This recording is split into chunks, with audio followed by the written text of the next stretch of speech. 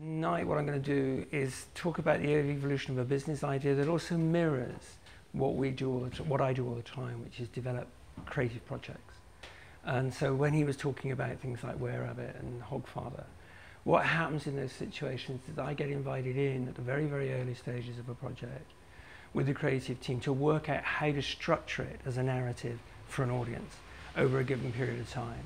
And that now, for me, operates globally. I mean, I've been in India for 5 years.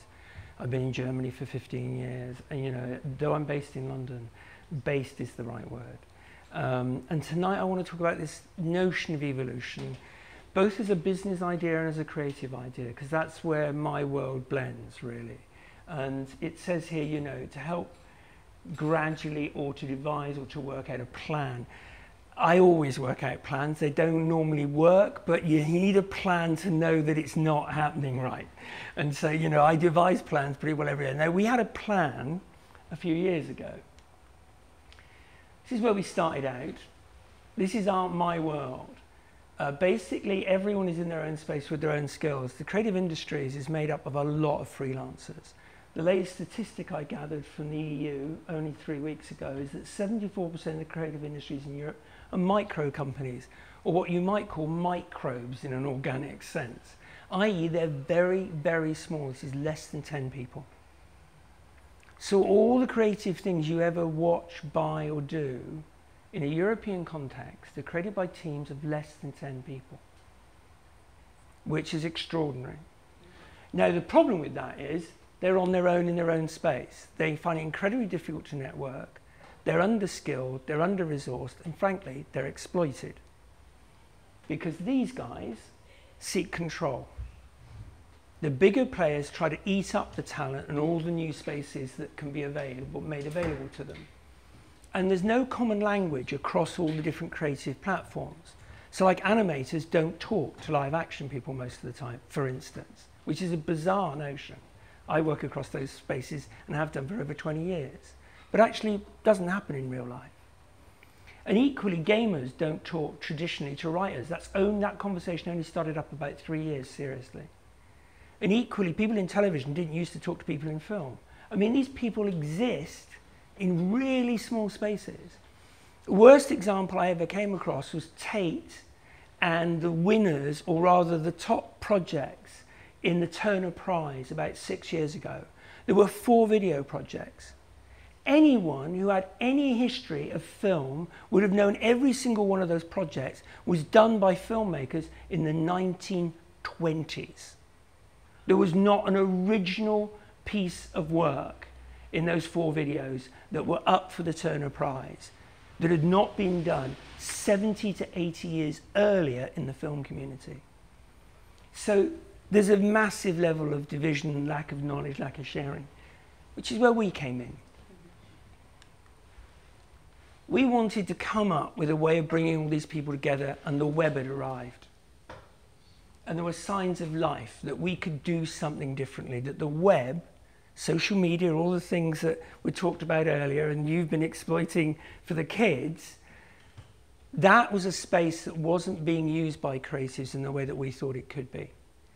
But there was a massive problem. There was no software. There was nothing globally built to actually bring creatives together in a collaborative way and support them. There were a lot of so-called collaborative sites where basically people came together like these little instruments here. These are actually sculptures on the beach in Sydney from an art show. But they're nice and organic, aren't they? And they're actually plastic and shiny. I quite like them. And what we did, we thought, well, we'll sit down with a bunch of theatre people, web designers, television writers, opera producers, games designers, interactive, pervasive theatre experience people, and go, okay, what's the common game here? What do you actually have in common? And we designed over a 12-month period a common language and a common process of what we call development. And that was the beginning of our project, The Signs of Life. And we came up with the idea of finding a web company that could build a site for us. We found them, 7 graduates from Leicester University, little company. There was only 5 of them at the point where we hired them. We had no money, literally no money. We went to Leicester, we went to a load of other people, and we were given quotes that ranged anything from their quote, which was in the tens of thousands, to over £200,000 to build this website. We had no money. They agreed to go into a competition with us to see if we could win some money to build a website. That was our first step. We won a national competition. Now, this is like pitching a new creative idea in the business. You start out with nothing. When people talk about entrepreneurship in the modern age, what they don't realize is this has been creatives, freelancers' life for a millennium. Creatives have been entrepreneurs. That's the only way you survive as a creative. This is your life. You don't stick the label entrepreneur on it because you've always been seen as an artist. But actually, creatives are entrepreneurs. That's how they live. That's the nature of their being. And our first step was to win a national competition. It was fun. We were taking on the Ford Motor Company's automotive service suppliers. And we beat them. You know, in the sense that we got our money, they got a chunk of money, but we got our money as well.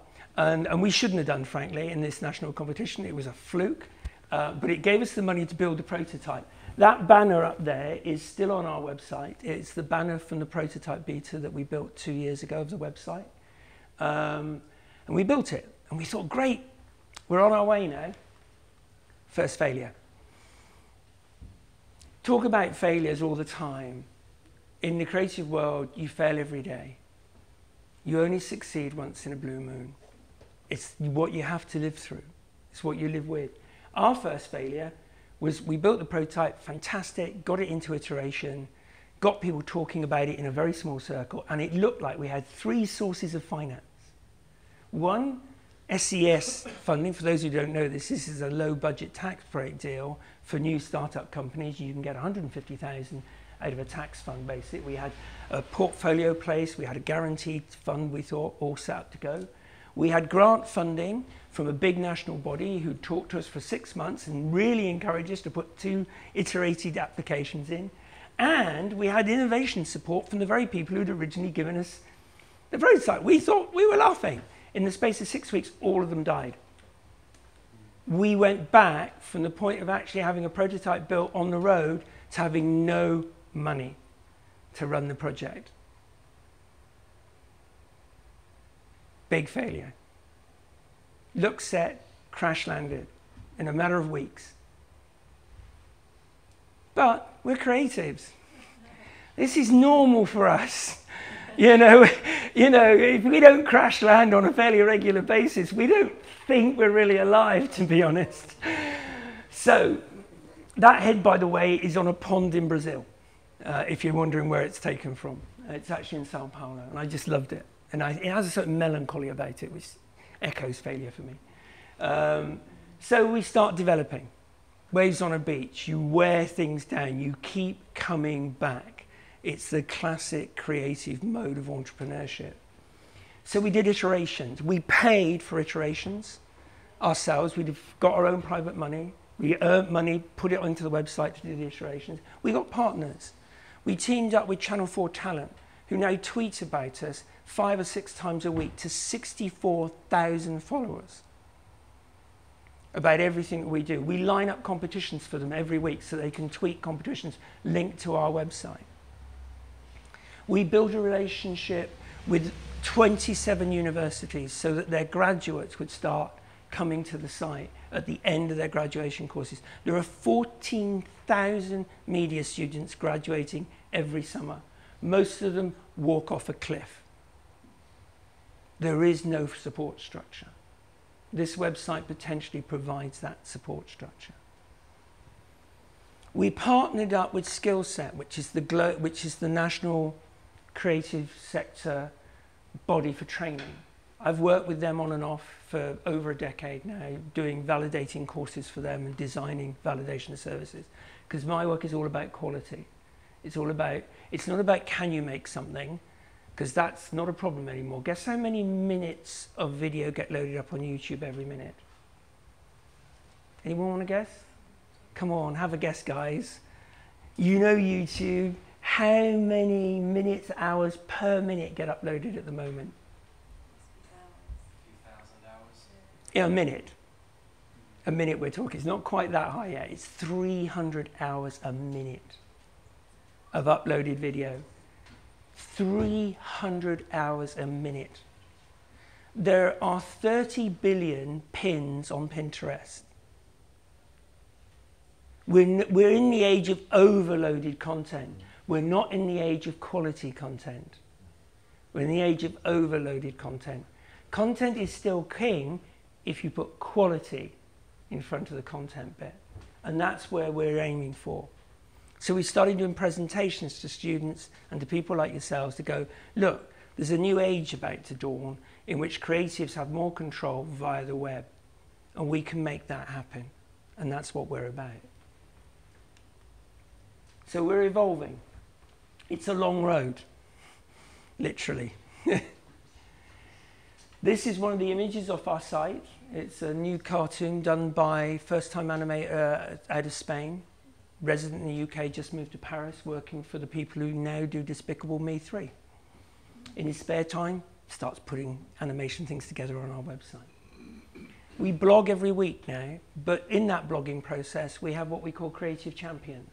These are big people within the industry, people like the guy who runs Aardman Animation, the woman who created Fraggle Rock, the Magic School Bus, things like that, and the guy behind Bob the Builder, Power Rangers and so on. And what they do, they come onto the site and they give tips on how to create the best idea or how to collaborate with other people. And ultimately, they will do chat sessions for the talent on the site. We also have mentors on the site, which are people like me, who are more readily available. And we do that on an hourly basis on the site for anyone who's got a project on the site. They just need to pay 35 quid out of a team of up to 10 people. It's real cheap. The rest of the site's completely free, absolutely free. And then the first lab's coming up. This is the real innovation. We've put together a team of, will be 10 by September, production companies. These range from Plug-in Media, which is the BBC's only gaming company that's got a franchise with them to develop stuff as CBBS, through to Frame Store, who are the people you probably know behind things like, what was that film called that won all the Oscars last year? Gone on blank, it was Sandra Bullock in. Gravity, that's it. That big company, a big post-production company. They're all joining into the lab. They will look at projects that are developed on the lab that get selected for the lab. They'll work with them for 3 months for free. The company puts in all that time for free. They just get a first look deal at the end of it for 6 weeks. So basically the talent can move through this site and all they're paying for is mentoring hours every now and again when they need it to get a project to work. We're teamed up with people like CrowdShed to help crowdfund projects that go into the lab, but also projects around the site. And I thought, because we're talking evolution, we should end with a piece of Darwin. You know, it's actually attributed to him. He never actually apparently wrote it. It's a paraphrase. It's regularly quoted. And these are our contact details down here on the right. The stage we're at now, like I said, is the first lab's due to happen this September. We're out now trying to raise money because we're still technically broke. But we are recruiting like crazy in terms of talent coming onto the site and mentors and new creative champions. And it's a new community. And you are absolutely right. This age is about new communities. It's about communities that get formed via the web, that use the web in a way that the past generations couldn't. This is a way for the talent, in my view, to stand up to the big boys. It's a way for talent to collectively have a voice and both a legal and financial basis beyond anything we've seen in any previous era. If we get this right, potentially we change everything. Frankly, that's the reason I get up in the morning, because I want to fail again. Because every now and again, we'll have a success, and it's those success that changes everything. Thank you very much for your time.